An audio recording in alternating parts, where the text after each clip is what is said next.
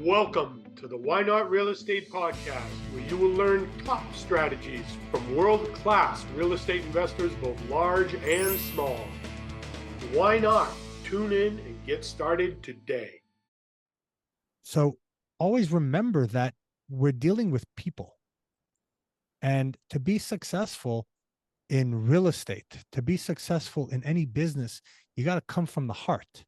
You got to connect to the other person through your heart. Everything else will follow. Now, it doesn't mean that you have to become best friends, but make it personal. So when I'm out there networking, I want to know what your goals are. I want to know what your fears are. I want to know what your desires are. I want to know how can I add value to you? Because if I can add value to you, I'll be taken care of. I'm not worried about it. My wealth, my success will come if I am worried about you and your success, right? That's one of the great masters and all the masters from generations and generations. They've always said, the glory is in helping others. It's not in helping myself.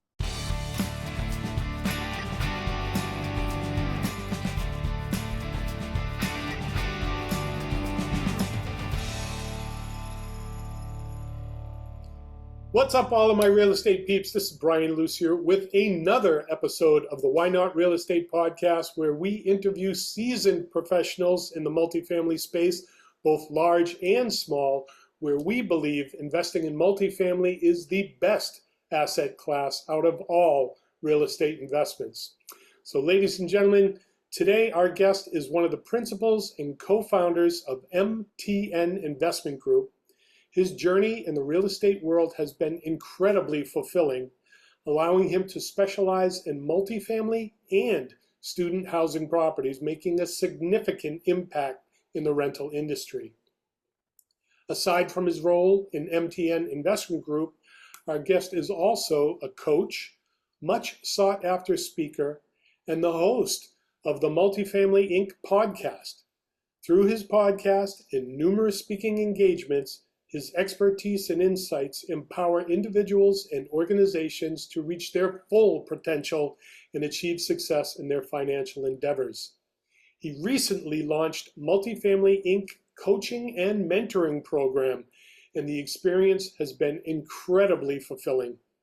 In that platform, he engages, educates, and provides the tools necessary to acquire apartment buildings and student housing using none of your own money, even if you have no credit or even bad credit. He's able to deliver with mastery from his many years of experience to give you the best hands-on coaching in the industry. The MultiFamily Inc. coaching program has allowed him to create vibrant communities of like-minded individuals who are passionate about real estate and achieving financial freedom. As an active real estate, multifamily, and apartment building investor, our guest brings a unique perspective, strategic mindset, and dedication to excellence in every project. His goal is to add value, make a positive impact, and continue growth and innovation in the ever-evolving real estate landscape. Ladies and gentlemen, all of my real estate peeps, it is my distinguished pleasure to introduce to the show today coach, speaker, real estate Sherpa, and one of the key principals and co-founders of MTN Investment Group, longtime real estate entrepreneur, Mr. Nizan Mosery. Nizan, welcome to the show. Brian, thank you so much. It's an honor to be here. I appreciate it.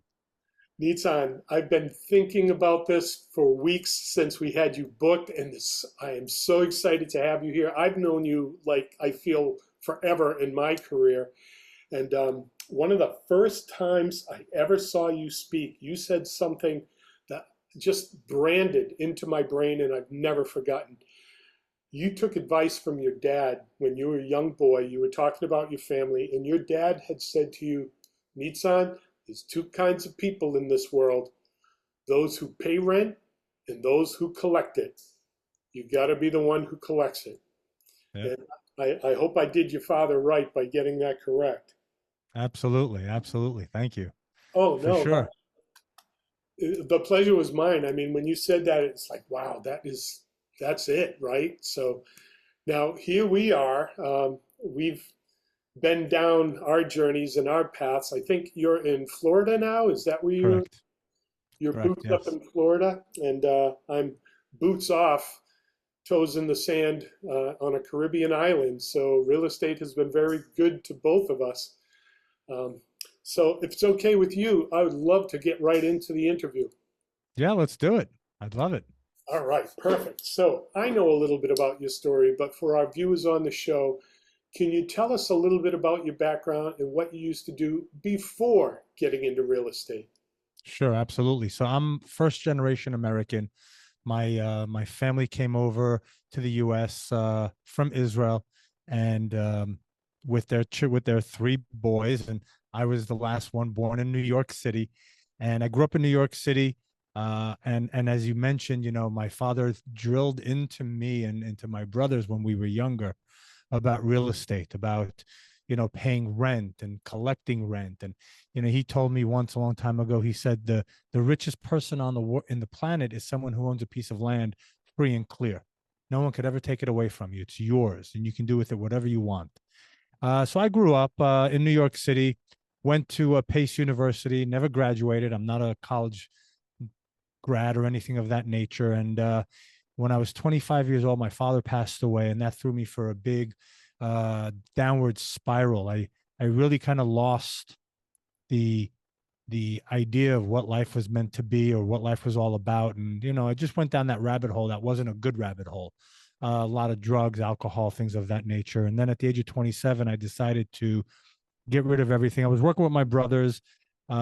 We had some retail clothing shops and some real estate, and I was working with them. And it wasn't a good space for myself, and I was in a good headspace. And so I packed everything up, moved to Israel. I hung out on the beach for about a year, saw the sunrise, sunset, and then a good friend of mine told me he was going to India to travel for a couple of months. And I said, you know what? India, Tel Aviv, same, but different, right? What do I know? And I went with him. I went and he came back after 2 months because he had to go back to work. And I had no responsibilities. I had nothing. I didn't have a mortgage. I didn't have a wife. I didn't have a girlfriend. I had nothing basically. I was just me and the backpack that I had. So I continued traveling for about 7 years, just bouncing around all over the world, with no plan, with no goal in mind, just bouncing around. I would meet people and say, "So where are you going today?" "Oh, you're going over there? Great, I'll go with you." And that's how I traveled for many years. Um, and then during my travels, I met my wife, or my to be wife, and I went back to Israel, settled in Israel, opened up the first raw vegan restaurant in Israel. I was way ahead of my time. Had that for about 2 years, and then the '08 crash happened, and I told my wife, I said, you know what, we have at that time I already had two kids in 2008, and we decided to pack up shop and move back to the States. And I told her anywhere but New York or California. Pick. So we decided on South Florida. And our goal for South Florida was to buy a house, live in it for a year, and then fix it up, sell it, and, go on our merry hippie way. And I think when you met me, I had long dreadlocks, Oh, yeah. Yeah. right? There's a Um, story there too I want to get into later, but please continue yours. right. So my oldest daughter at that time turned 3, and we put her into school, and I started flipping houses and wholesaling and doing, grabbing the lowest hanging fruit at the time. And then I noticed that a lot of people were coming into the market, and prices were going up and inventory was dropping. And while I love fixing and flipping houses, it bothered me that until I sold a house, I didn't make any money. And then if I sold a house, I would have to go out and search for another one. And if there wasn't another one, I wasn't making any money. So being the lazy guy that I am, right? Lazy. I'd rather work 80 hours for myself than 40 hours for somebody else, right? That's Mark Cuban saying. Uh, but I wanted to create something that fed me perpetually, that kept feeding me on and on. And, going back to what my father said, two types of people, those that pay rent and those that collect. So I wanted to figure out how could I collect rent. And so I bought a couple of single family homes and started with that and rolled it, and then I got involved with our mentor David Lindahl, and that's how you and I met. I started with his home study course. I bought that while I was driving around looking for single family homes because I was, I moved to Florida and I didn't know anyone. I didn't know anyone. I didn't know the market. I didn't know what was a good area, what was a bad area. So I had to learn very, very quickly. So I was doing the driving for dollars. And while I was driving for dollars, I was listening to Dave's CDs in the car over and over again. And I found a fourplex, a 4 unit property on the wrong side of the tracks in the D neighborhood where he told us not to buy and not to do and all that kind of stuff. And I bought it out of foreclosure and I did everything that he told us not to do. I did. So that was my start in the multifamily world. And then from there, just learning how to network, learning how to build teams and do and grow my multifamily properties and my business. That's how you and I met and networking and so forth. So, and then here I am today, helping other people go down the same path that I went down. without stepping on the same landmines. Absolutely, without stepping on the same landmines. That's the key, right? So I got to ask, this four family sounds like you did everything wrong. How did it turn out? So it turned out okay at the end Okay. because of the way I bought it. Right, I bought it out of foreclosure, so I bought it very, very cheap. Right, the one thing that I learned from Dave was how to underwrite conservatively, how to look at the numbers, how to really run numbers in a conservative way, and that's what I did. And although I had drug dealers, prostitutes, pimps. I had class A tenants, so to speak, in my fourplex. But when they paid, it cash flowed. And I really it was very hands on. But after a while, I got some good tenants in there, and I got the rent roll up, and I got the cash flow. I was able to sell it for a profit and get that headache off of my plate, so that I can go on and do bigger, better things. So I want to rewind a little bit. I mean, such an amazing story. I didn't even know all of it that you just told me. So you're globetrotting for 7 years. That's where you met your bride. You had that first seed planted by your dad, collect rent. You were in business with your brothers. You had some retail stores, and you needed to do your search. You needed to do your journey. Was there anything else along the way? You must have met thousands of people from all over the world. Were there any other seeds that were planted that would have directed you towards real estate? That's a great question. So yes, when I traveled, I met a lot of people, and I met people from all walks of life. I've met wealthy people, and I met people that were destitute, that had less than nothing. I remember in India walking down one of these villages, one of these towns in Mumbai or somewhere, and Mumbai is not a town, it's a city. Uh, but I saw a family that lived in a dumpster, Oh in a my God. garbage dump. That was their home. And then there were people that had less than that. So watching that and seeing that, that implanted in me that I had to figure out a way. What was the difference between them and the people that were wealthy? What was the difference, traveling South America as well, or in Australia, in Southeast Asia, in Europe? I kept asking myself, what is the difference between people that have nothing and people that are wealthy? What are the people that are wealthy doing differently than other people? And I started studying them. I started looking at them, and I realized that they had a lot of people working around them. They had teams of people around them. They had people that were smarter than them working with them, helping them. And then I learned also that they were using other people's skill sets and other people's money, and they were building things that would give them recurring income.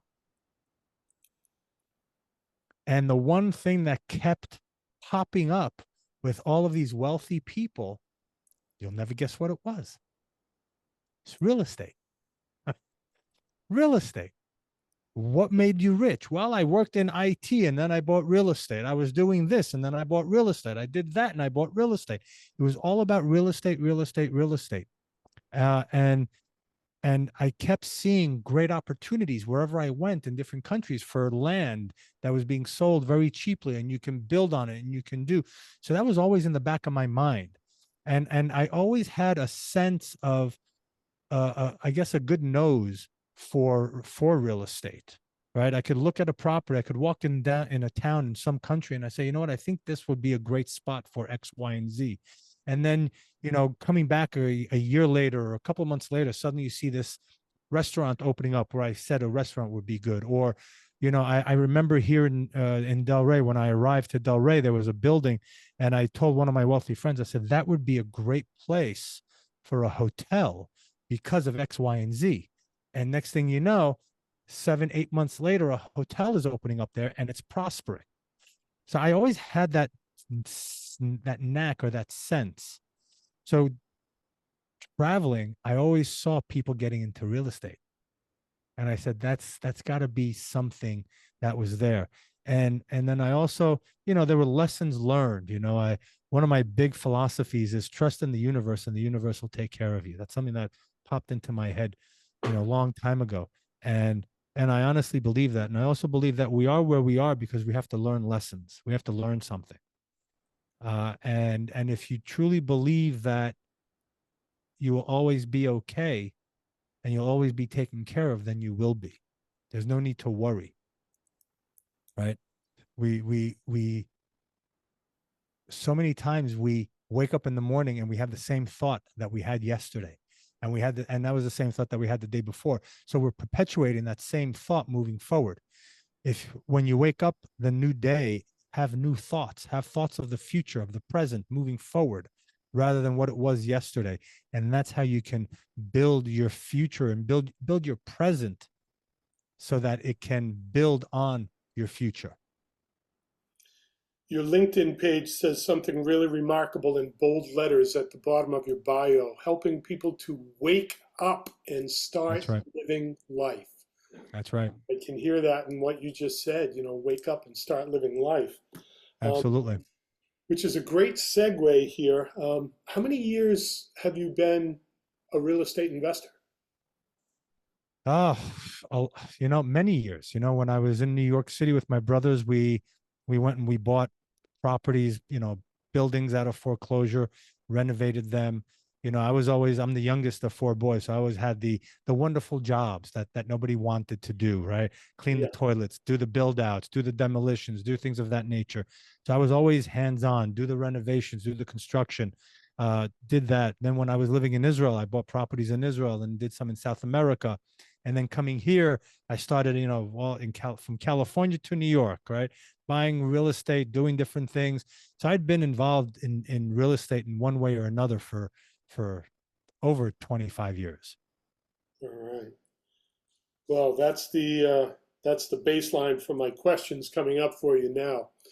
So this one's kind of a two-part. I always enjoy this one. It's the same question, but I'm going to spin it like a time machine. The first one's for you. If you could go back those 25 years ago and sit down with yourself, knowing what you know now, what advice would you have given yourself starting out? And now here we are 25 years later. Someone's watching this podcast for the first time, kind of saying, well, I don't know about real estate. Is this thing real? Am I going to crash and burn? What advice would you give to that person sitting on the fence? So we'll start first with you. What advice would you have given yourself starting out? Great question. What advice would I give myself? I would say, if I'm going to travel the world and I'm going to meet people, keep those contacts close and nurture those contacts, because you never know when you're going to need them, or how they will play out in your life moving forward. And if I'm already traveling and already working and going places, I would focus on meeting people that were successful and sitting down and having a real heart to heart conversation with them and finding out What was what were their um, what were the things that helped them to succeed? What were their success philosophies? What did they do to get to where they were at that moment in life? Um, and if you're not traveling, if you don't have the luxury of traveling, or you decide not to drop everything and and go out into the world, if you're somewhere and you're there, find someone who has what you want. Do what they did, and you'll get what they got. Educate yourself. Find a niche, especially, real estate goes up and down, right? We've been 2008, and people are still talking about the 2008 crash, but it's 15 years, 16 years later, and real estate from 2008 has gone up. So while real estate is still an investment, it's probably one of the best investments you can make for your future, right? There's that saying, when, you know, don't wait to buy real estate and wait. Or the other phrase is, right, when are the two best times to buy real estate? 20 years ago and today. So go out and figure out how you can get into real estate as quickly as possible. You don't need your own money. You can go out and get a mentor, get a coach, find someone, and have them show you the path. That's what I would have told myself 25 years ago. Go out and connect with someone, and have them really take you by the hand and show you how to do that. Show you how to open up, or have them open up their network to you, and build on that. And that's kind of what I do with my coaching program is I bring people into my universe, and I open up my network to them so that they can go out and be successful. Because even today, when people are starting out, it doesn't matter if you're 20 years old or 50 years old. If you don't have the network, if you've never done it, you're looking at this big monster of multifamily or real estate, even you're going, where do I start? How do what's the first step? I don't, one of the myths is that we need our own money to buy real estate. And you don't. You can go out there and partner with people that have money. You can go out there and raise capital from people. And you said that about my LinkedIn. I want to wake people up. That's what I want to do. I want to wake them up to show them that there's a better way than going to school, going to college, and then getting a job and building somebody else's empire. Because you're doing one of two things, right, Brian? You're either building your empire or you're building somebody else's empire. True, true. I want to comment before we jump to the newbie. One of the talks I'd heard you do so long ago, it struck me because it was counterintuitive to the way most people think about business. Most people will say, it's business, nothing personal.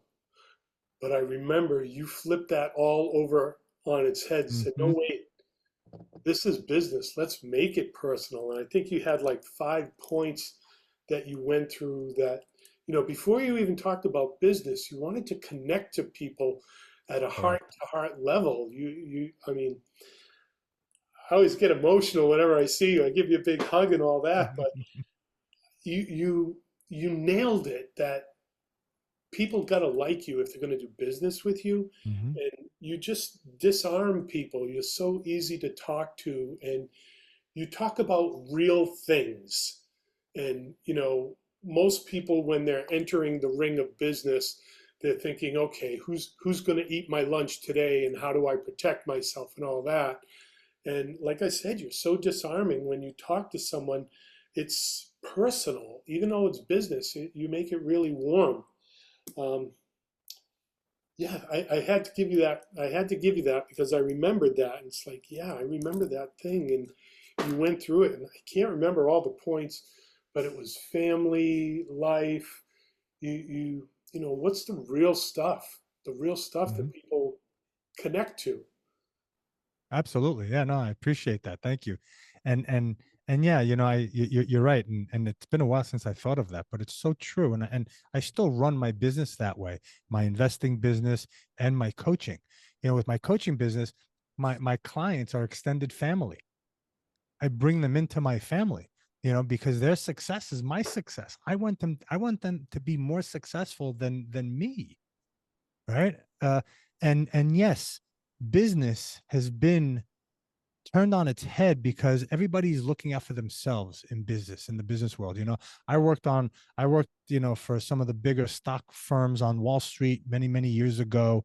And learning to be a stockbroker and things of that nature. And I was underneath these huge, these wealthy stockbrokers that have been in the industry for 20, 30, 40 years. And I heard the way they talk to their families and the way they talk to their clients, and they didn't care. And it was just money to them. It was dollars and cents. And they didn't care who they hurt or who they made money for.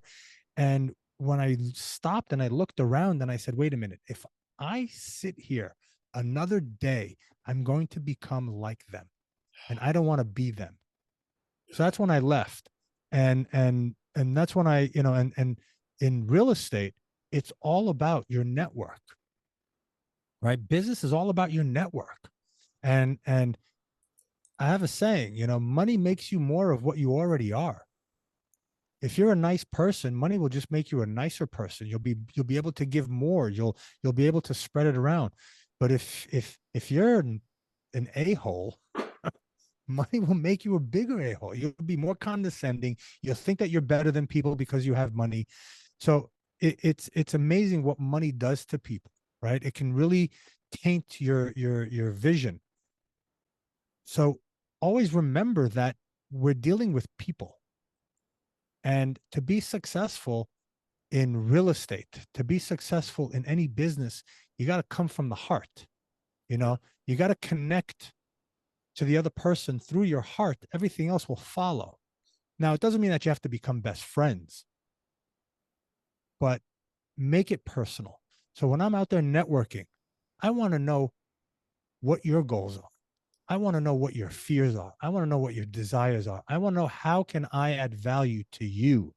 Because if I can add value to you, I'll be taken care of. I'm not worried about it.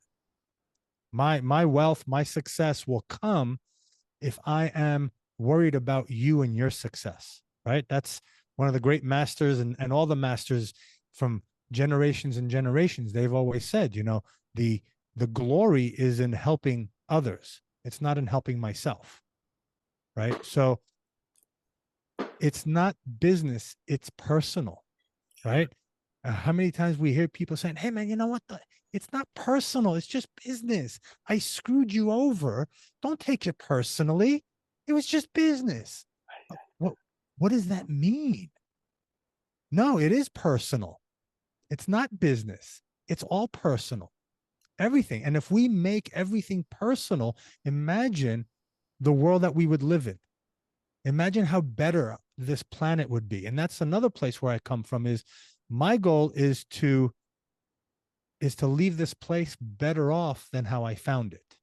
And that's by helping people. That's by waking people up. That's by giving my kids, a better life than I had, giving them more opportunities, different opportunities, right?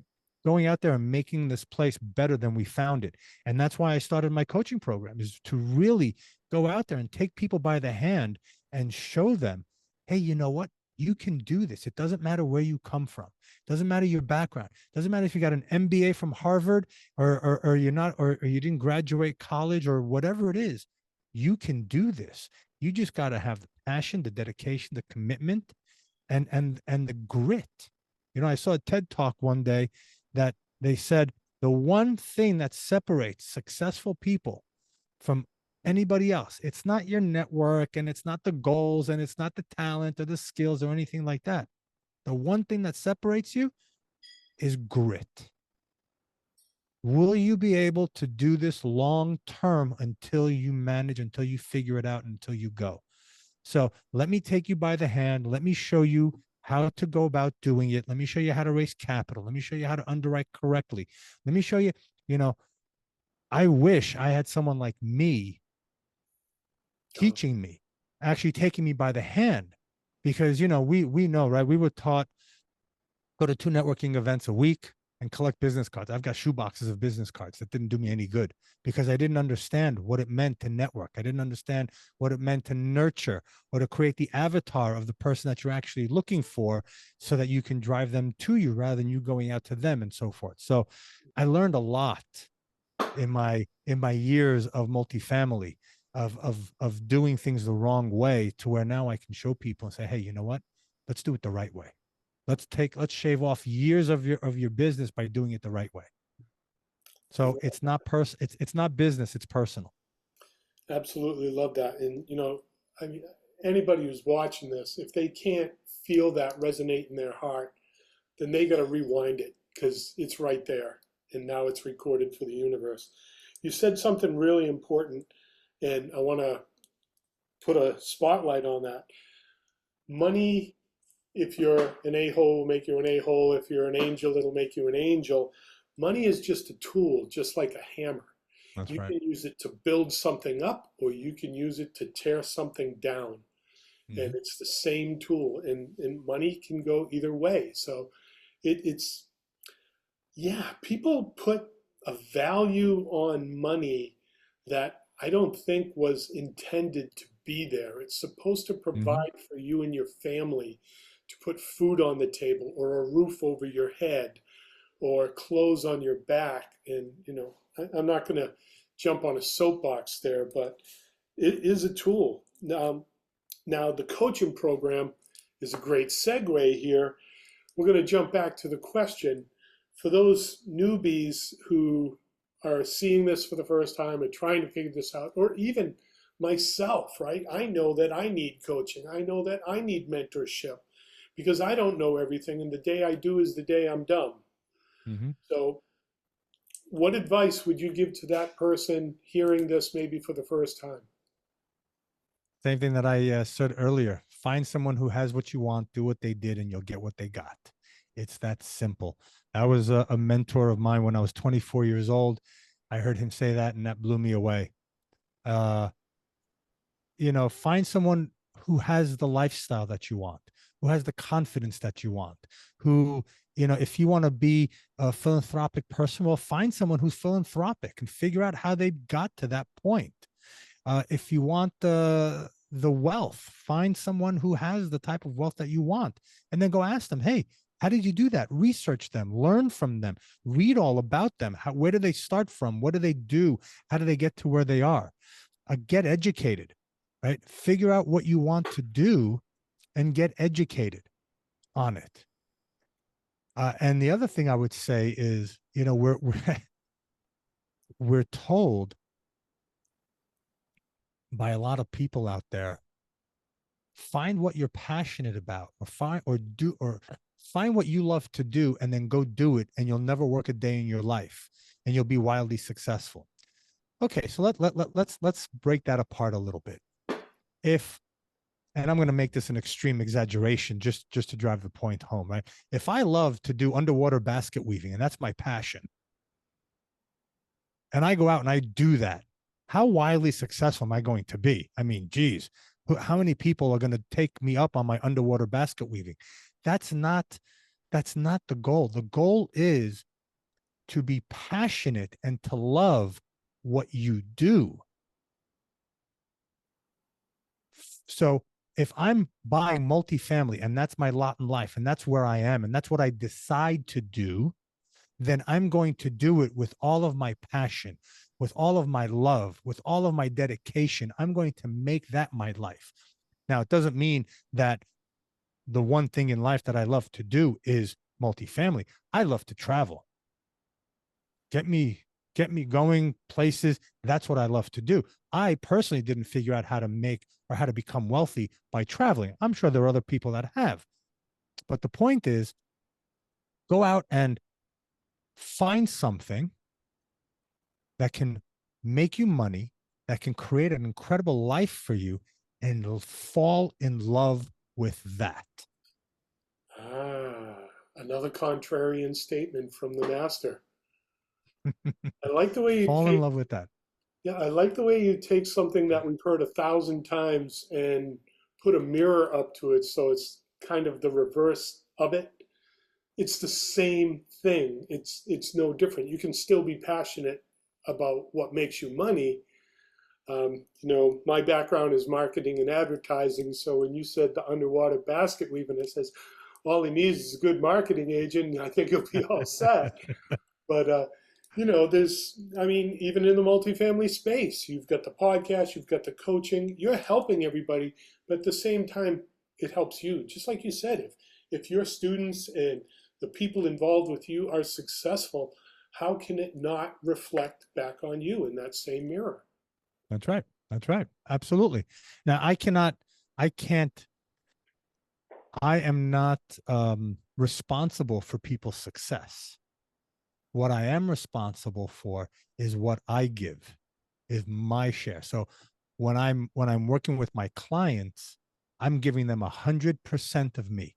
I'm giving them everything. And what does that mean, giving everything? It means that when I'm off screen, I'm learning, I'm growing. Like you said, I have coaches, I have mentors, I'm reading books, I'm learning new skill sets, new techniques, new things that I can now give to my clients as well.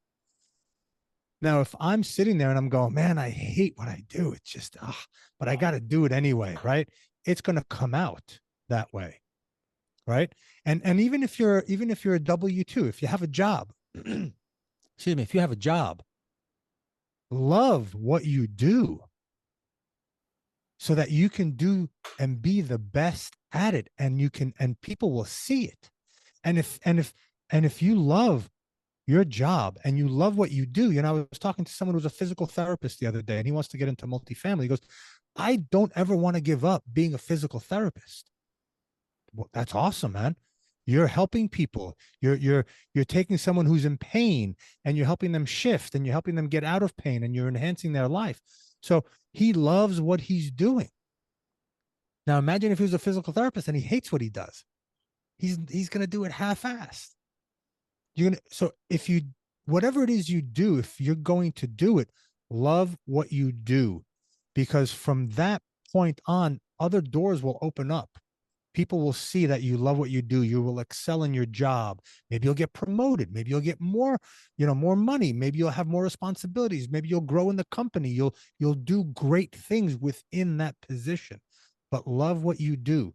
You don't have to, you don't have to do, you don't have to sit there and say, oh my God, because many years I kept thinking to myself, what do I love to do? I don't know what I love to do. I mean, what, and I was in a quandary. Like, if I don't know what I love to do, how could I do anything? So many people out there don't know what they love to do. Find something that you excel at. Find something that you're good at. Find something that can reap you money, that can build you a life, and fall in love with it. When you fall in love with it, you'll have the passion, you'll have the desire, you'll have the energy.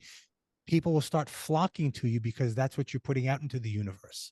You become, that vortex of energy that you're starting to attract people who love what they do, who are passionate about what they do, and life and so forth, that you'll start attracting that. And that will then elevate you and your life.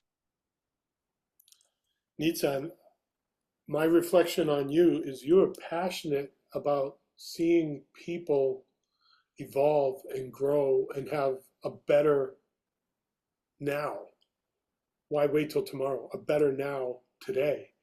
And I don't want to embarrass you here, but there's a story I want to tell our listeners. And when this happened, I was in the back of the room and I broke down in tears. And you probably may or may not have known that.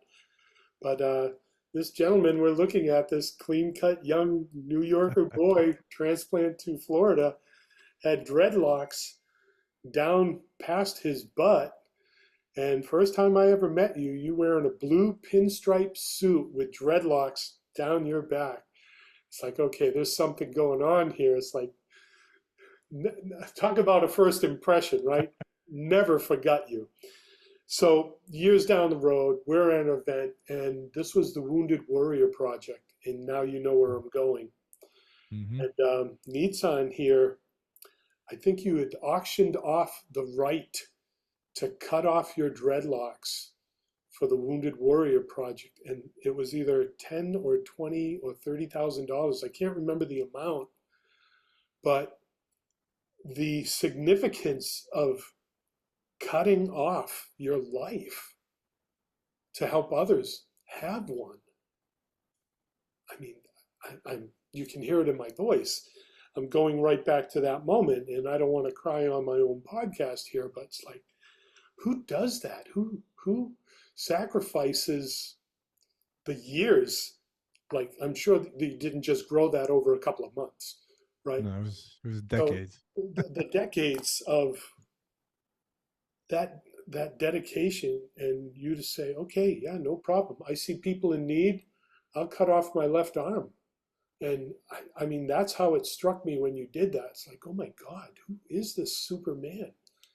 And you just did it. And I remember that moment just burned into my mind. And, all the people that must have benefited from that. And I don't mean to embarrass you, but if you don't know Nizan, that's the heart pumping in his chest.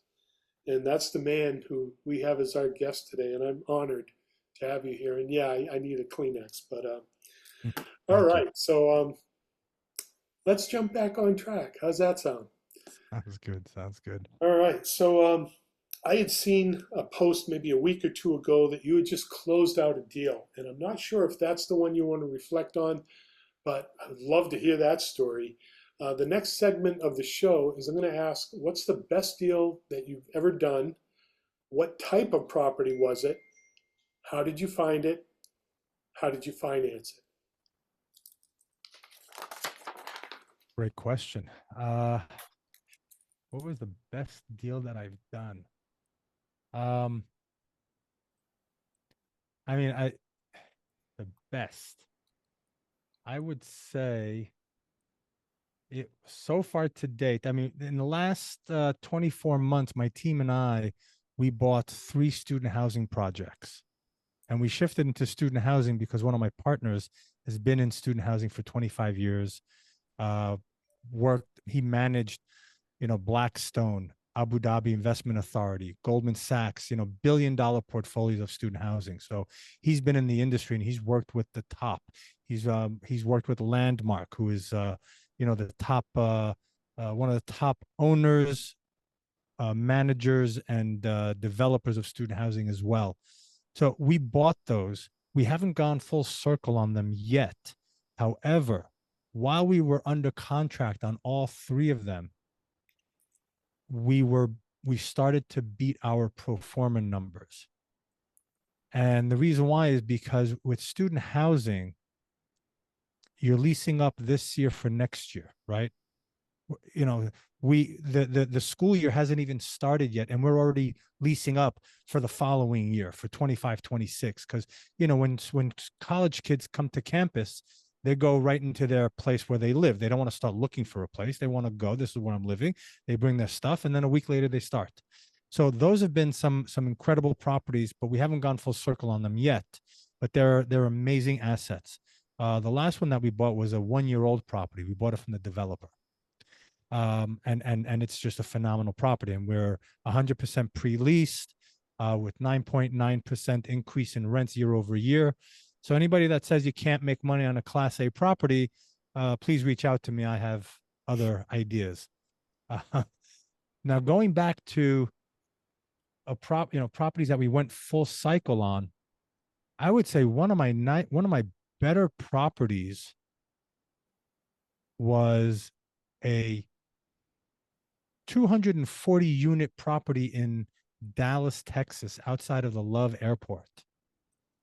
It was a Class C property. Partnered up with a couple of people on it. One of our partners was living on the property at the time.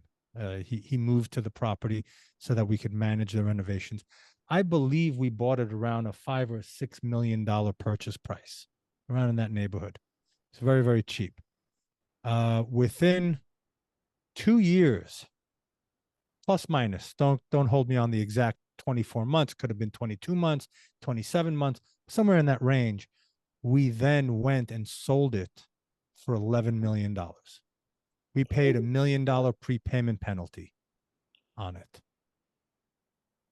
And our investors still made more than 2x on their money. That was one of my better deals. I mean, I had another one in Greensboro, North Carolina, very similar situation. Bought it in, I want to say September of 2019. bought it for $9.8 million. And in March of 22, I want to say, or somewhere around that time, we sold it for $16.5 million. Very nice. And so, I can talk more on the Greensboro property. That one was from broker relations, Got it. um, building relationships with brokers, showing them our track record. Now, mind you, when I started out, I didn't have a track record. I partnered up with people that had track records, and I had value to them, and we worked together, and I was using their success as my success until I had gained my own success. And then, once you close on a property, brokers out of the woodwork come and they're like, "Hey, I saw you close on this one. Are you interested in this one? Are you interested in that one?" So I built a relationship with people, with brokers. We found it. Now in Greensboro, a lot of the cities have like a loop, a highway loop that goes around the center of town, rather than, if I want to go from the south side of the city to the north side, instead of cutting through the middle of the city, they now have these, loops that you can go around to divert traffic and to lessen the traffic in the middle of the city. So we bought the property. It was the loop. The city of Greensboro didn't close the loop on the northern part of the loop. It was still open. So we bought it just south of that loop of where they were going to connect. And there was news, and the city was planning on closing that loop in the next couple of years. So we bought it right below. Greensboro is a great market, great asset, great street, location, location, location. And the unit mix was great. The property was really beautiful. And all we were doing was, putting in linoleum vinyl flooring, painting the insides, painting the cabinets, nothing serious, no major renovations, just really prettying it up a little bit. I'll give you an example. The outside of the property was painted gray, and it had the window shutters, and the window shutters were painted black. And there was just green shrubbery all around. So it was kind of a two-tone property. Nothing popped. I told the property manager when we bought it, I said, I want tulips, all colors of, I want the reds and the purples and the yellows. I want them planted all over the property. So when they sprout, and different flowers, when they sprout, it'll be colorful. And then we took these shutters. We didn't paint the walls. All we did was accent. We took the shutters, and I picked a very electric blue, something like your eyeglasses. Yes. Yeah. That kind of blue, that light, like blue that pops. And we painted the shutters, and that was it. And the property popped with colors, and people kept seeing it from the streets, and they came, and we had a really good property manager. We went through several on-site property managers until we found the one woman who took it under her reins, and she ran with it. And I also had a very good property management company that managed her and managed her with the regional manager and so forth. And it was just a great location, great property. And, I didn't want to sell it. However, when the universe brings you a buyer who has to close with a 1031, it's gone, and I knew the buyers, I knew their strength. I knew that they could close. I looked at it several times. I said, should I, shouldn't I? And I said, you know what? Let's sell it. The universe is bringing me this buyer. It's time to sell. We sold it. And it's funny, the day that I signed the purchase and sale agreement for 16.5, I got 2 offers for 17.5. That's okay. But that's okay. That's okay. So 3 years, 6.7. You cleared over $2 million a year. Your investors, whatever the split was, everybody was happy on that. What was the mix on that? I'm assuming it was a multi. It was a multifamily property. It was a majority of 2 bedrooms, 1 baths, and 2 bedroom, 2 baths, I believe, with a few 1-1s. And so the majority were 2 bedrooms. How many dwellings were in it? It was 128 units. 128. Yeah. Now, mind you, they also had we put in a dog park. Now, a dog park is just, 4 fences. It's not a lot of money. Yeah. And, people, my partner went and she bought on Amazon a little plastic fire hydrant that we put in the middle of the dog park, and the dogs loved it. People loved it. That was one thing that people in on the property said, "Oh, the dog park is amazing," and that's one way you can add value to a property, which is very inexpensive, right? People have dogs, they want pets, but they walk around and the dogs poop everywhere. So why not just poop in one area, put the fire hydrant, and they loved it. They really enjoyed having it there. So you've got tulips, you've got blue shutters, you've got a fake fire hydrant, maybe some paint, some fluff and buff linoleum. What do you think your whole value add was on this property? We were spending, I think, about $5,000 a unit. And I think we did around 70, 80 units, and we did them as they turned, right? We weren't pushing anyone. We were just doing it as they turned, right? We had a couple of vacancies when we started. So we went in, we did those, we turned those. And as units became vacant, we would upgrade. And a lot of times, if I remember correctly, when we wanted to push the rents, $150, we would go in and put in a fan, or, you know, change the faucets, do something for the tenant, that to show, what, we're increasing, doing something nice for you, and hence we'll be able to raise the rents. And Yeah, we were still and we were still very competitive in the market area for the rents. We weren't the highest or the most expensive. We were really, it was a really good asset and a good location. so my rough numbers were 540, 550, $550,000. Yep, You're still walking away with 6.2 and a lot of happy investors. exactly. And we paid distribution. So, they were happy with that as well. All of that. And financing that, Freddie? It was a Fannie loan. I think we went with one of these bigger, lenders, Arbor or something of that nature. I believe it was. They gave us, I think it was 80% loan to value or something of that nature. And so we raised capital from our network of investors, that we built relationships with. I'm just, my calculator's on the other desk, so I'm just running the quick numbers here. This is always the why not moment for me, right? All right, so we've got 6.2, right? Mm-hmm. Around there, yeah. Mm-hmm.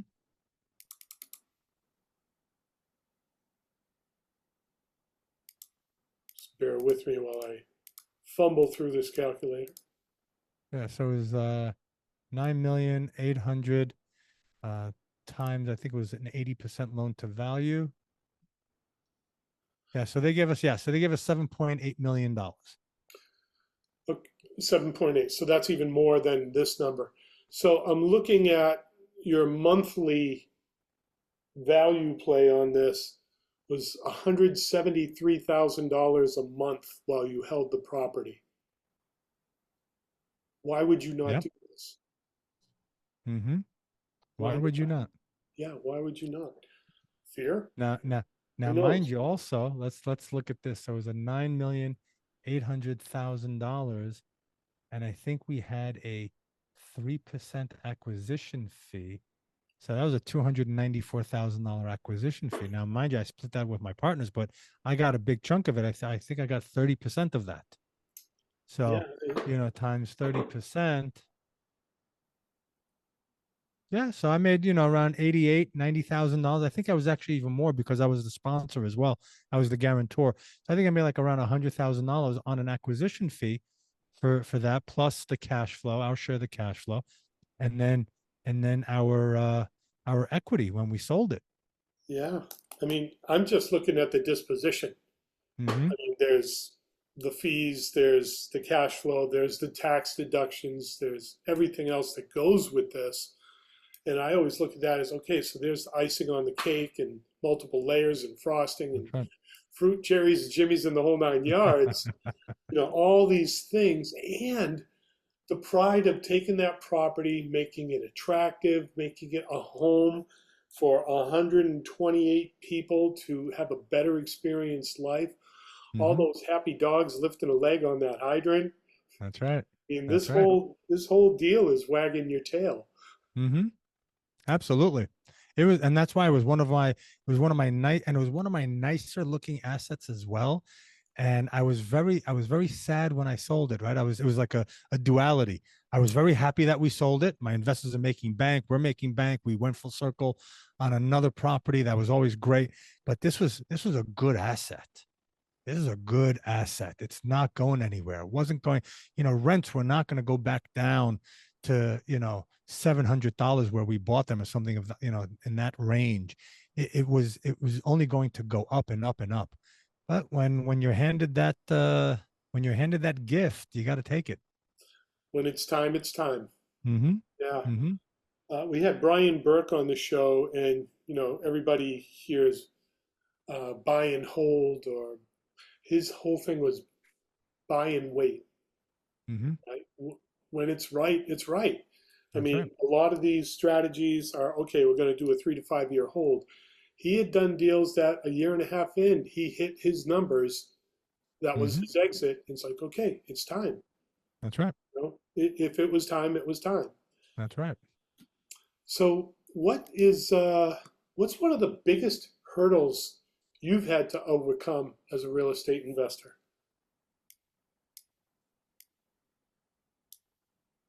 It's the biggest hurdle my own mindset. Wow, good answer. Can you unpack that? Sure. Uh, you know, okay, so let's look at who I was, right? So here I am. I'm this guy with long dreadlocks. I've just been traveling the world. I'm a hippie. I don't have a formal education. I don't have a network of people to fall back on. When I started real estate, when I started multifamily, I was looking at an Excel spreadsheet going, what is that? I didn't even know what an Excel spreadsheet was, let alone figuring out how to underwrite. And I said, well, first of all, if I have to figure out what an Excel spreadsheet is, I'm screwed. That's it. My career in commercial real estate is gone. And then if I have to, and then raise capital, I said, what do you mean by raise capital? I don't understand. I always thought that I had to buy property with my own money, but now I can go out and do this. But wait a minute, I don't have a network. Who would want to invest with me? Why would they want to do that? I don't have what it takes. I don't have the track record. I don't have the education. I don't have anything. Excuse me, and you can hear it coming up in my voice. Why would anybody want to invest with me? How do I go about doing this? I'm not the smartest guy. I'm not the sharpest tool in the toolbox. And I had to, and that was one of my biggest, one of the biggest things that I had to overcome. And I still have to, and I'm still overcoming it today, right? It's still going out and doing bigger and bigger and bigger, and the fear of success or the fear of failure, the fear of losing people's money.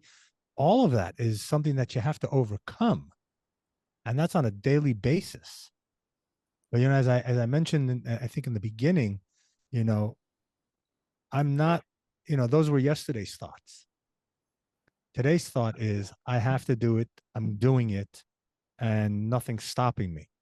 And I have to overcome, and I am overcoming everything.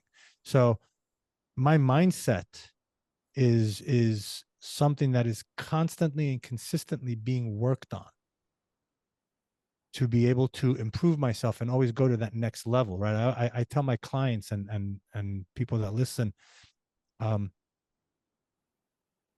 who you are today got you where you are today. To get to the next level, we have to become more. We have to do more. We have to think differently. So we're always, the mindset always has to change and always has to evolve for us to grow and to become more than what we are. So how did you do it? How did you break that cycle of all those mind movies and all those demons and dragons kicking you around in your own head? That's a great question. How? By reading books, by looking at what other people did, by learning, and then by doing, right? Just by doing. I still wake up sometimes and I freak myself out and I'm thinking about the situation and where we are and what's going on, and the market, and wait a minute, I haven't bought a multifamily this year, and how come? Well, I decided not to, but what about this and what about that? And you can get yourself into that mental spiral, that downward spiral. So when that happens, I got to say, okay, stop. What is my focus? Is my focus to worry on what's going on, or is my focus on moving forward? Well, if it's moving forward, what do I need to do to move forward? And then I do what I have to do to move forward. I got to call people. I got to underwrite. I got to talk to brokers. I got to go out there and network. I have to do, because I could sit here behind my screen and my computer in my office where there's nobody but me, and I could freak out. Or I could not freak out and do what I have to do. And if I do what I have to do, then results will happen. So it's it's kind of a double-edged sword, if you will, right? You Yeah. gotta go out and just do, right? You can't worry about what's going to happen. Yes, you have to. You can't. I can't say you can't worry about what's going to happen. You have to have a little worry, but you can't let the worry freeze you or stop you. You can't focus on the worry. And one of the things that I learned also in my travels is what you focus on becomes, what you focus on expands, what you focus on comes to life. So if I'm focusing on worrying and the negative, that's what the universe is going to bring to me. But if I focus on the positive, if I focus on moving forward and getting to where I want to go and having that goal and saying there is nothing that will stop me from achieving my goal, and the only thing that can be is that goal, then that's the only thing that can be. That was a great answer. I just did a talk in New Hampshire. I had to go up to the United States, but I'm back. And the whole theme of was, your path to success, busyness versus business. Right. So you mentioned, am I going to sit in front of my screen and hide behind the pixels, or am I going to pick up that phone and make it happen? Mm-hmm. Don't go down the rabbit hole of thinking that you're busy doing stuff that's not going to get you where you need to be, Right. because that's Right. a treadmill. That's Absolutely. I saw I really, saw a post by Alex Hermosi. I don't know if you know who he is, and another one of these guys that made millions and so forth. And he said, "There's two types of people in this world. There's the busy person. I got to create a website. I got to form the LLC. I got to do this. I got to do. That's the busy person. Then there's a person that actually takes action and picks up the phone and calls people and has sales at the end of the day." yeah. Right. Forget about the website. Forget about the, how I look and my logo and the web and this and creating it. No, what is it that you need to do to get to your goal? Well, I got to call brokers. Okay, call brokers. I got to underwrite properties. I got to network to bring people. Well, how do I network? Do I go out in person? Do I do it on social media? What are the things that you need to do that will make you go, that will get you closer to your goal? That's the only thing you need to do. And I know that you have the secret sauce because you know that it's about people. Yes. And if you're connecting to people at a heart to heart level, all this other stuff that the label is on it, I got to meet this or do that, it's a person. Mm-hmm. You make your business personal, and that's why I'm talking to you. You're the man. So you did mention, how did you get out of that? By studying other successful people, reading books. Mm-hmm. So was there a book in your career that had the biggest impact on you as an investor? Oh, I mean, we all know the famous book, Think and Grow Rich, right? That's the famous book that talks about all the different steps and whatnot. As an investor, um, David Lindahl's book, what is it, the Emerging Market Cycles and things of Yep, that nature. it's right back there on Um, the shelf. mhm. um, The Richest Man in Babylon, Sun Tzu's Art of War. Oh God, yeah. That one. Zen and Motorcycle Maintenance, I believe, is another book. The Zen of motorcycle maintenance. Zen and Motorcycle Maintenance. It's a really good book. It's a Oh, slow read, but it's a good book. Uh, and again, these aren't necessarily about real estate investing. It's more of the mindset of what's important in life, right? Dale Carnegie's book, How to Win Friends and Influence People. Yeah. That's just a huge one. I just finished reading Psycho-Cybernetics. So there, I mean, my library is full of books. Um, this is not political. Trump, Commercial Real Estate 101. I read that book. Right over there. Right. Yeah, I because mean, it's real estate, it's right? real estate. I don't care. I don't exactly. The guy knows what he's doing when it comes to real estate. Um, yeah, those are real estate books. And then, a lot of my other books are about mindset, are about life, about setting goals, moving towards your goals. I'm listening to a book now called You2, YOU and the number 2. Um, Great book. I mean, I have my Audible list over here that I have. Relentless, Meditations of Marcus Aurelius. Oh, wow. That one's Oh, been coming up in mm-hmm. a lot of my searches. That one's been coming up. A really good book, and it's called Business Secrets from the Bible by Rabbi Daniel Lapin. That's a really good book. What else? The Psychology of Money, 48 Laws of Power. Oh my God. You're You like know, going through my bookshelf here. yeah, exactly. These are great books. Never Split the Difference, Oh yeah, right? Chris Voss. There's another great book that I love. It's called Clockwork by Mike Michalowicz. He talks about building a business that you can step away from. Ooh, wow. And then there's a book written by the gentleman that created Blackstone called What It Takes by Stephen A. Schwarzman. Um, a book by Jose Silva called The Silva Mind Control Method. Oh my God, that's a book? Yes, great book. Great book. The $1 Billion Secret.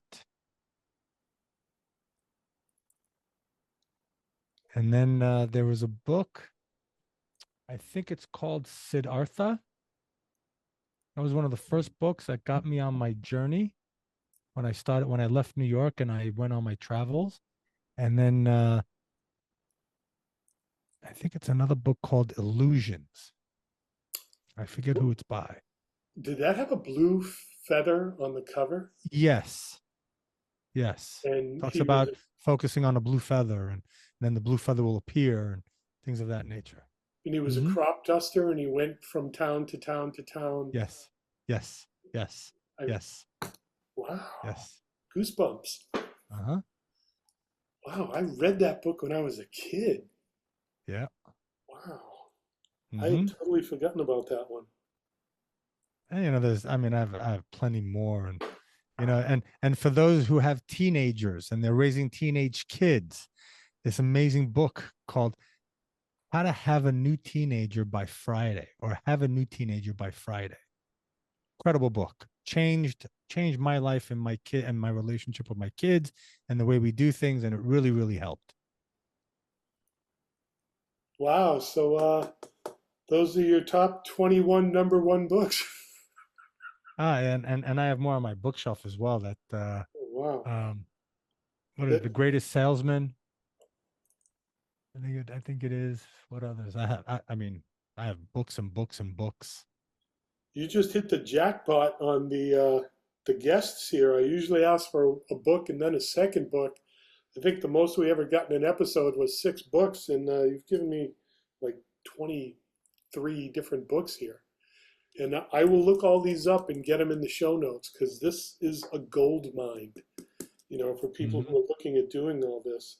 Uh, you mentioned the 48 Laws of Power. When I first read that one, that's like a book that you read and never tell anyone that you read Correct. because Correct. it kind of blows the whole strategy. And he says that in the beginning.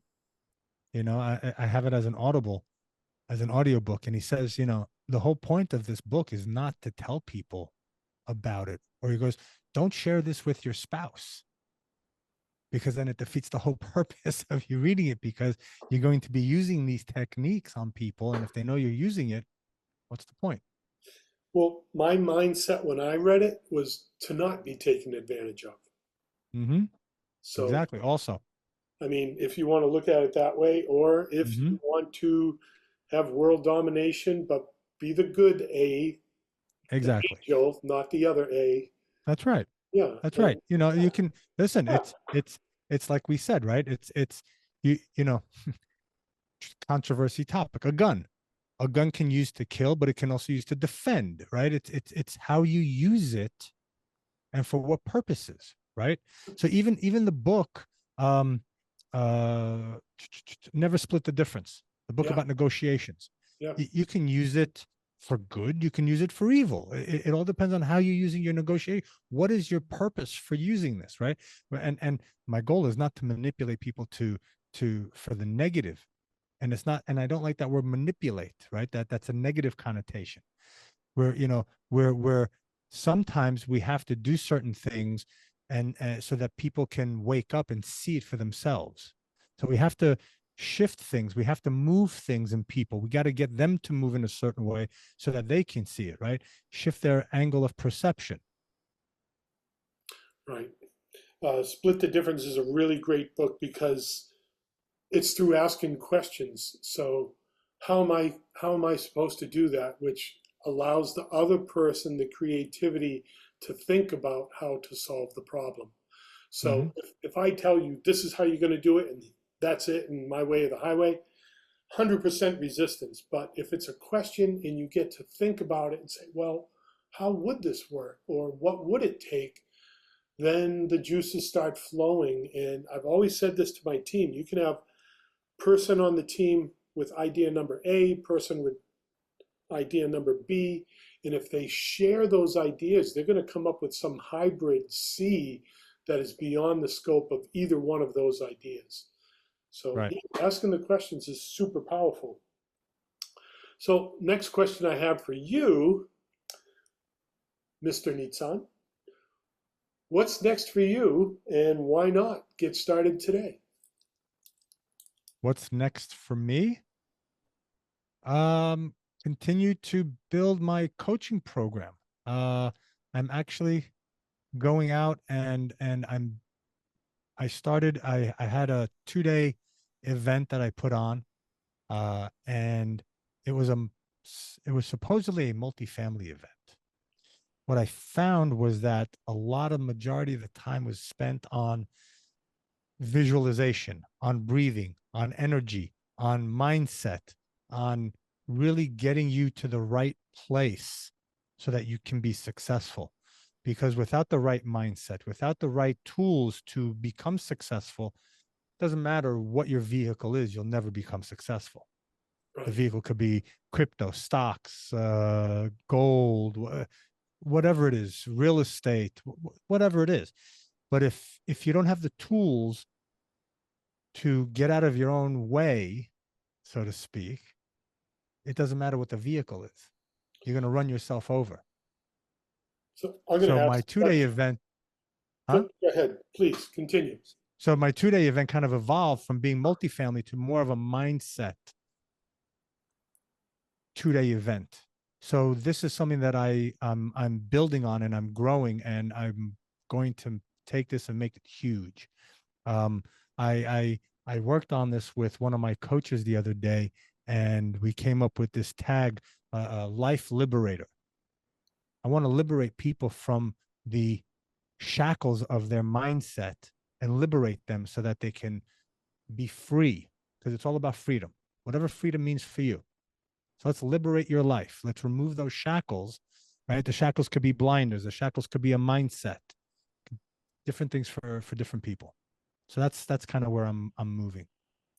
Feel free to steal this mindset to multifamily or mindset to multis. Um, Mm-hmm. okay, we have a platform, we have listeners. I want to share. How can people hook up to find out more about your coaching program? I hate to ask, Awesome. but is there a website? Yes, there is. There All right. is. What is it? What Uh, do you got? it's multifamilyinc.com, multifamilyinc.com. And there's a little button up there that says application. There's an application that you can fill out. I read all the applications myself. I don't delegate that to anyone. And once that application is filled out and I get a notification, I read it and then I reach out to people. My phone number, I don't know if this is going to be a video, but there's my phone number right there. It's 561-212-7247. Feel free to reach out. You can call me, you can text me, you can email me at admin@multifamilyinc.com. That's admin, ADMIN, at multifamilyinc.com as well. And I Sure. answer and reply to everything. Absolutely. I'll put in all the show notes, all the different ways on this video. We'll put the tag in there for people who want to watch it and see it. Absolutely. And of course, you're still an entrepreneur. You're in the MTN space doing those investments. Now, I know that you just sold or disposed, I don't want to use the word disposed, you sold the property. Now you have investors with gunpowder in the wings probably looking to do this all over again. Sure. If people have deals and want to get in touch with you, or what does your business need today to be successful? Where are you going? What do you need? Yeah, that's great. Thank you for asking. We have an incredible pipeline, because of the years that we've been working and the track record that we've had, and thank God the success and so forth. We have a very strong pipeline of off market, on market, value add, class A properties that a lot of people don't see because they haven't had that success or the track record or whatever it is, right? Built those relationships with the brokers. So we have a great pipeline. As I mentioned earlier, we bought around $60 million worth of properties in 18, 24 months. So a lot of our investors are kind of dried up right now. So we're always looking to expand our network of investors. So for us, it's always capital that is the need, right? Investors looking to invest, preferred equity groups that have capital that they like to deploy, things of that nature. So we're always looking to partner with people that have capital that they want to partner up with us, that they want to invest as a limited partner or come in as a co-GP partner. So that's what we're looking for. That's our major need. I'm glad I asked that question. What else do you need? What else do we need? Let's see. What else do we need? It's a good question. I mean, always looking for good partners to partner with, people that are in the, have the right morals and ethics and vision and whatnot. Yeah, that's what we need. On the MTN website, are there forms or um, ways to get in touch with you that people can reach out from this video? I'll make sure I put Yes. the link in there. Yeah. So Like, www.mtninvestmentgroup.com. There's a contact button. You can reach out. You can contact us. Absolutely. and investors can reach out to you there and give you information and start the relationship that we need to do Exactly. this correctly. Yep. Excellent. Absolutely. Excellent. Yes. All Yes. right. Yes. I think we have just hit about everything. One of the last questions is how can our listeners get in touch with you? And you've already given me all that, so I'll make sure that I put the whole myriad of ways for the coaching, for your investment business. If you want your phone number, I'll put it, or I'll just do, Sure. No, put the okay? phone number. Why not? Why Why not? not? Indeed. Why not? Why not? Indeed. Yes. I used to have a So clothing store called Why Not? I did not know that. Yeah. Uh-huh. Wow. Yes. So I've got one curveball that was not on the list of questions. Okay. And this is usually where I get some of the juiciest answers, or questions rather, on the podcast. What question did I not ask you that I should have? I would say a couple of questions. One All would be, ears. what was one of my favorite places to travel to? And the other is why multifamily? Let's start with why multifamily. Multifamily is a great way to build wealth. It's a great way to build passive cash flow. It's a great way to um, get that bonus depreciation that we can put against our passive income. It's a great way to scale as well. It's also a great way to use other people's money to build your own wealth and your own empire, real estate portfolio if you don't have capital of your own, right?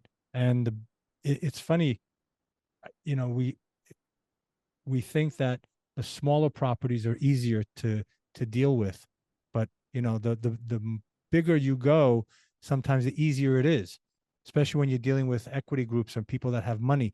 They don't want to invest $500,000. They want to invest $1 million, $2 million, $5 million. So sometimes going bigger is better.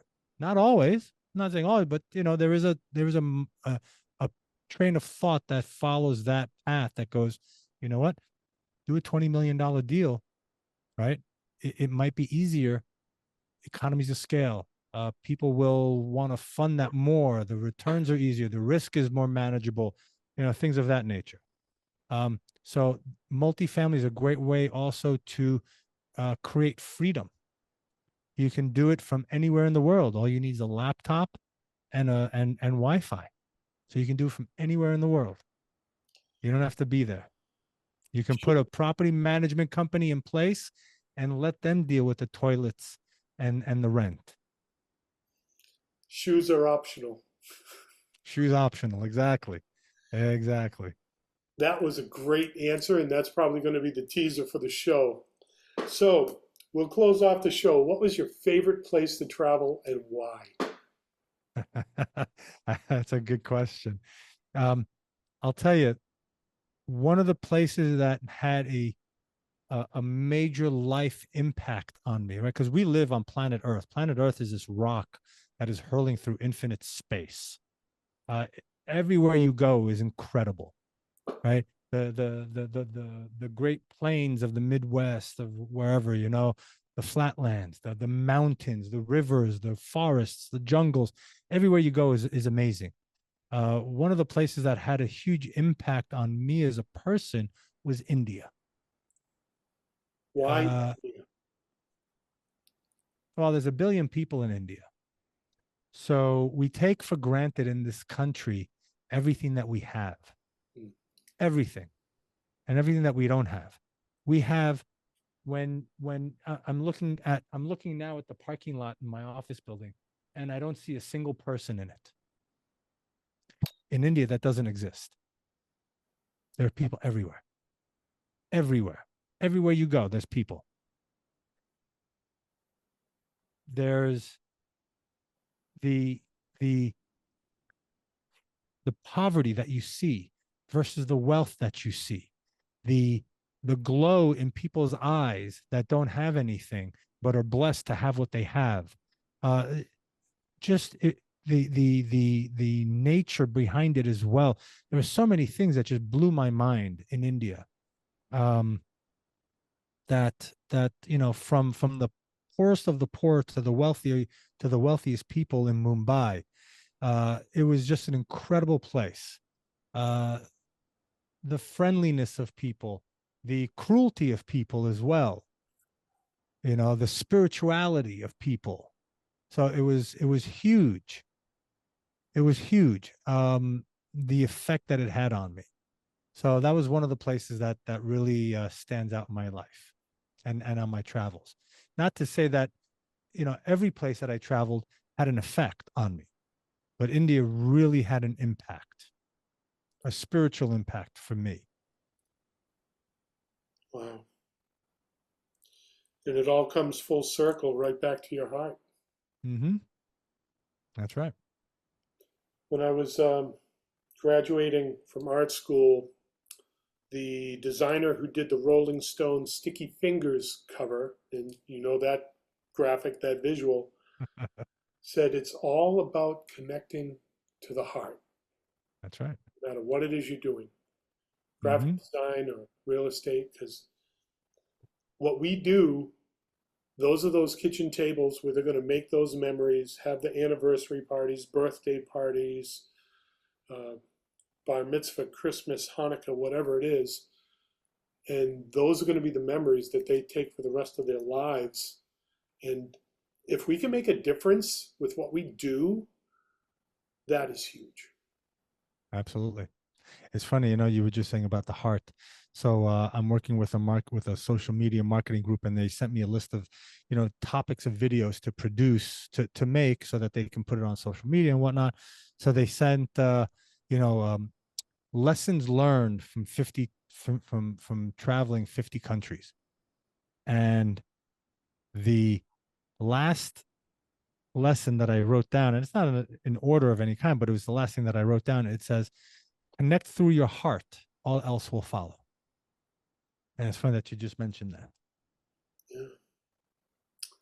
Nizan, it has been my honor to catch up with you. Good to see you. You look fantastic. We're about an hour and a half in, so I cannot thank you enough. You've really brought it. This has been a tremendous show. Anything else you'd like to share with our audience before we cut you loose? Brian, you're the man. You are the man. I remember when we met, and I'm seeing you now, and it is a transformation to behold. It's amazing. It's incredible. I definitely look up to you in that. So Wow. good for you. Congratulations. I Bless want you. to, we kind of, we bumped into each other, and then our paths went separate ways, and now they've reconnected, and I would really love to continue this connection and to stay connected and to see what we can do together. I think our hearts are aligned. I agree with that 100%. And I keep for inspiration up there. There's me at 300 pounds, and there's Grandpa with an 8 pack. I love it. I You got love to it. do the reps, brother. That's right. Nitsan, want you to stay on after we close out the show. I got some goodies for you. So, ladies and gentlemen, all of my real estate peeps, can't thank you enough for tuning in today. Mr. Nizan Mosery, thank you for being our guest. This is Brian Lucier from the Why Not Real Estate Podcast signing off, and we'll see you on the next one.